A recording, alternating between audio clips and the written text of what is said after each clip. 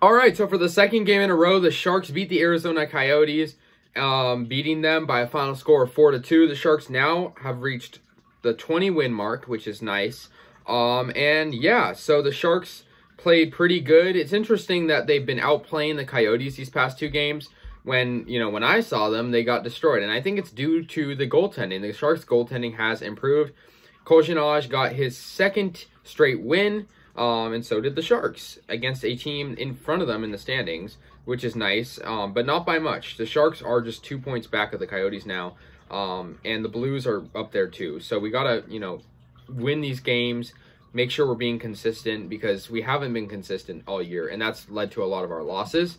But yeah, let's get into this game. So Evander Kane reached the 20-goal mark today, actually. He opened up with the first goal about 1 minute and 12 seconds in. Really nice passes all around.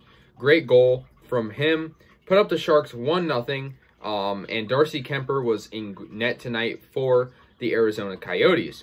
Rudolph Balcers, who has been playing pretty well lately as well, he scored, getting the Sharks their second goal of the first period. And they would go on to have 3 total, but Balcers had a really good one, and by 3 total, I meant 3 total in the first, because LeBanc got the third with 14 minutes into the period, 6 minutes left. He scored on a kind of a breakaway type goal. However, it was passed really well, and LeBanc was able to put it in. Really nice goal from him.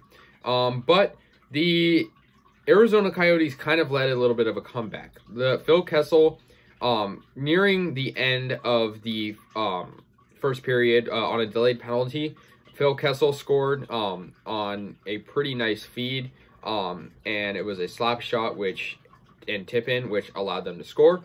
3-1 Sharks still, and then Johan Larsson, however, made it 3-2. So just like that, it went from 3-0 to 3-2, and this was early in the second period. But Darcy Kuemper played pretty well in the second. And yeah, he made a lot of good saves, and the next goal wouldn't come until it was an empty netter by Tomas Hertl with 36 seconds left in the actual game. So not really an earned goal for Kuemper, but Kuemper played pretty good in general, but the Sharks just had really good scoring from the guys out there, Yeah, so like I said, they had goals from Hertl, Balcers, and Kane, and LeBanc. So really good. And I'm happy to see Korenar playing consistent, because that's something the Sharks needed all year, because Dubnyk would have like a good game before he was traded. Dubnyk would have a good game and then drop like 4 in a row. Jones would have like 5 good games and then drop like 5 in a row. And I mean, I'm not saying Korenar is like the greatest goalie, but a .933 save percentage tonight against not a terrible team is pretty good. And like I said, Sharks are still 5 points out of the playoffs because the Blues continue to keep winning. But if the Blues can drop like 2 in a row and we win, our next couple, which I don't know how realistic that is considering the fact that our next 4 games are going to be against the Colorado Avalanche. If we could take 3 out of those 4, I'd say we're still in the playoffs. But I mean, that's only if we're lucky and the Blues lose a lot of games. But yeah, so the Sharks win 4-2. Record is now 20, 24, and 5. So like I said, they reached the 20-game mark. And the Coyotes are 21, 24, and 5. So just 1 win ahead of us. And yeah, good game for the Sharks all around. Kind of like yesterday. Heavy offense, especially in the first period. I mean, 3 goals in the first period.